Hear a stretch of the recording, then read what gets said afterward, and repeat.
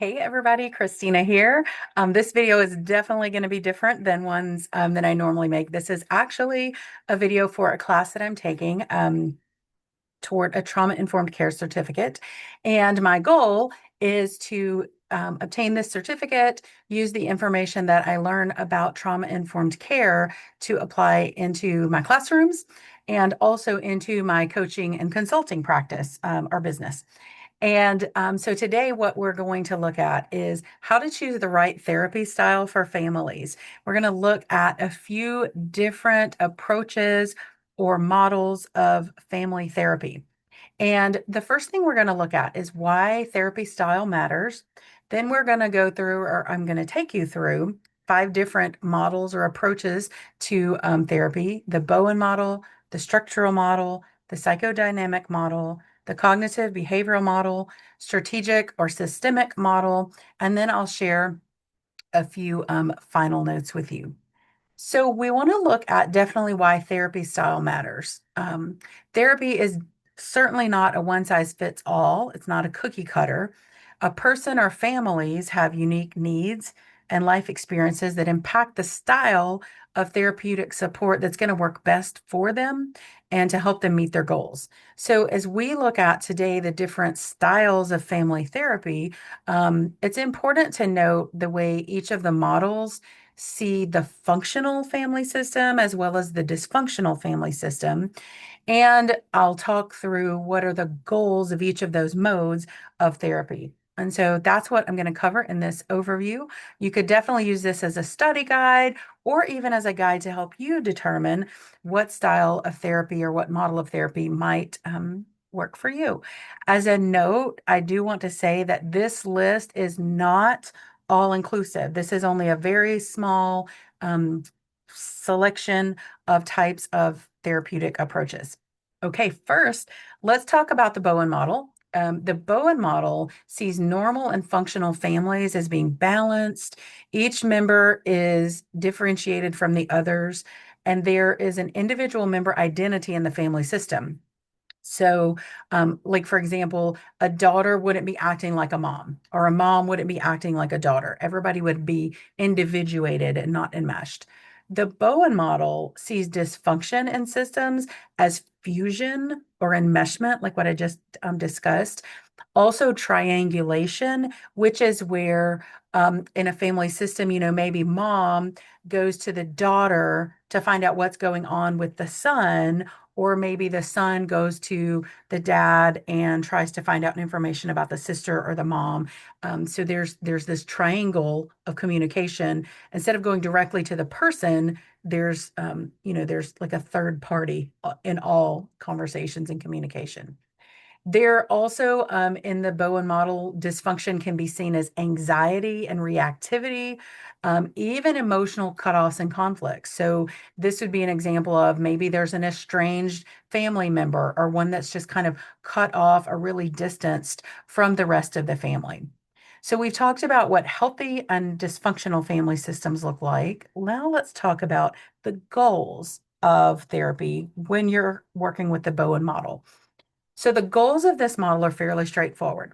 Members are supported in developing their own identification, their own differentiation, their own identity role. They're also supported in developing ways and tools to decrease their reactivity or their emotional reactivity. Relationships are also strengthened as members of the system learn new tools and new practices to communicate, to repair cutoffs and conflicts, and they also gain new perspectives in this model. So that's a bit about the Bowen model. Next up, we will look at the structural model. The structural model sees a normal family as having really clear generational hierarchy and strong parental authority. And so, really having clear boundaries and subsystems that are flexible as changes in life come along, like a child going off to college. And maybe another child marrying and moving away.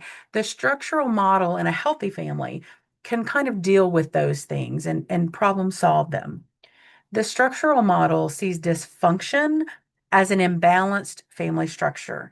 The generational hierarchy might be off track or imbalanced.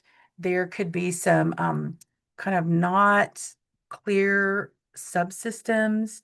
There also could be some boundaries that be off or non-existent. And the system dysfunctionally just cannot adapt well to the changing life situations or demands. They just really can't handle them well. Some of the goals of the structural model focus on helping family systems get back on track with clearly identified roles and subsystems. And subsystem could be like a siblings relationship or aunts and uncles relationship or cousins relationships. Just it could be um, a variety of different things when we talk about the subsystem. Another goal is restoration of family leadership, rebuilding the boundaries or maybe even developing boundaries and improving the adaptive patterns of the family. I see the goals of this style of therapy as getting the members of the system kind of like back in the right spot and back on track, meaning the parents are operating as parents. The children or siblings are taking on those roles as appropriate. And, people are kind of playing their role, so to speak, in the family system. All right, next we're going to look at the psychodynamic model. In this model, a healthy and functioning family is one who lives and thinks from the current reality, so like where we are today, not from what happened in the past. In a healthy family system, in this model, there is trust, there's nurturing, and there is individuation of members in the system.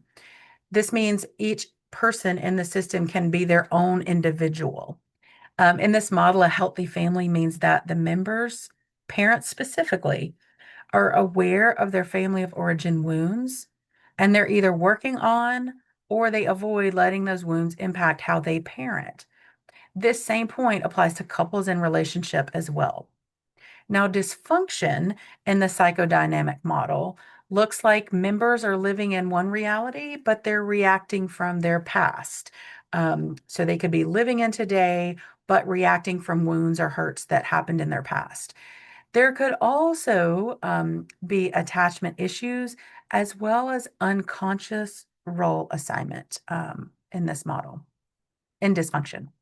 Okay, next let's take a look at the goals of psychodynamic model therapy. So the goals in this model include helping the members of the system gain awareness of their family of origin wounds or impacts, helping them resolve and see how those wounds are playing out in the current system or in the current time. Another goal is to lessen the projection in the relationship. And an example of this would be if mom in the system had lots of experience with partners cheating on her before, she might inappropriately assign the role of cheater to her husband when he needs to work late during tax season because he's an accountant. So it would make sense that dad needs to work late because he's an accountant and it's tax season.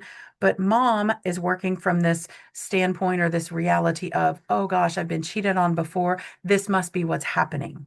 Um, the other goal of psychodynamic model is to support individuals to be whole so that they can show up in the system and in the relationship as whole and not wounded. Okay, next we're going to look at the cognitive behavioral model. This one is probably really familiar to lots of people. The goals of this model of therapy are really to help the individuals in the family system. Okay, I just jumped back to the cognitive behavioral model because I want to go over the normal and healthy family functioning. So that is really a healthy or a normal family is they demonstrate characteristics of adaptive behavior, so they can adapt to things. There are more positive exchanges than negative exchanges in family systems where they're viewed as normal or healthy in cognitive behavioral. They also have good communication, good problem solving, and good conflict management. Now, a dysfunctional family system in the behavioral or cognitive behavioral model is attention family attention and reward can be maladaptive, which means they're just not really good at um, adapting to problems. There could be deficient exchanges, so they could be coercive, they could be skewed, and there's some limiting beliefs in this family system, which can sometimes show up as dysfunction. Now, the goals of therapy, when we talk about cognitive behavioral therapy, the goals are basically rewarding adaptive behaviors and avoiding or not having as many of those maladaptive behaviors. The goals are to develop really good communication and problem solving skills, and then just having an adaptive cognitive restructuring within that family system. So helping them just kind of rebuild their thinking processes in that family system would be a goal of the cognitive behavioral model. Okay, next we're going to look at the strategic and systemic model. So in this model, a healthy family is seen as flexible, and they're considered to have a pretty large toolbox full of tools to support problem solving and to help them navigate life cycle events that happen in the family system. A dysfunctional family is seen as not having a large set of problem solving tools. The system is pretty rigid, doesn't have alternatives to problems, and they're not really flexible. Sometimes the problem solving style of the family system, it doesn't help, it actually adds to the problem. Now, one key point of this model is that the family gets to decide and define what normal and healthy is for their system. Next, we want to look at the goals of the strategic or systemic model.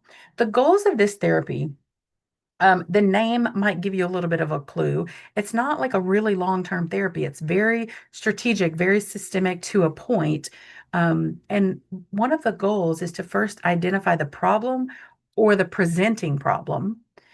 Also, to help families see that their problems are a normal part of life and they can approach them with curiosity. That's another goal of this style of therapy. Once the problem is identified, then work can be done to clear up communication errors or interrupt the previous cycle of feedback that just wasn't serving the family system. It also can help the family members shift their perspective to the real problem. That's one of the goals of this style of therapy.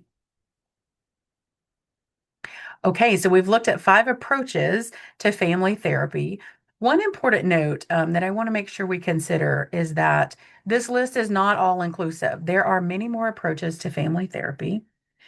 It also is important to note that there is not a quote, one size fits all definition for a normal family, contrary to what the like 1950s and 60s sitcoms on TV would have had us believe.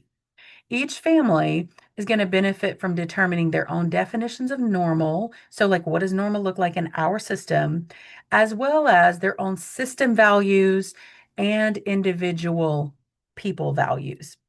Currently, approaches to family therapy focus on more of a strengths-based approach, which to me seems like an excellent way forward to building healthy family systems. There are many, many benefits to engaging in family therapy, including higher recovery rates from substance use disorder, less child abuse, lower ACEs scores, and just overall better communication and less stress. If the family systems of the future are operating and functioning in a healthy way, just imagine what impact that would have on other systems in our society. I really appreciate you watching this video. And if you have any questions, you're welcome to leave those. I'll do a little bit of research and respond. Okay, thanks for watching, everybody.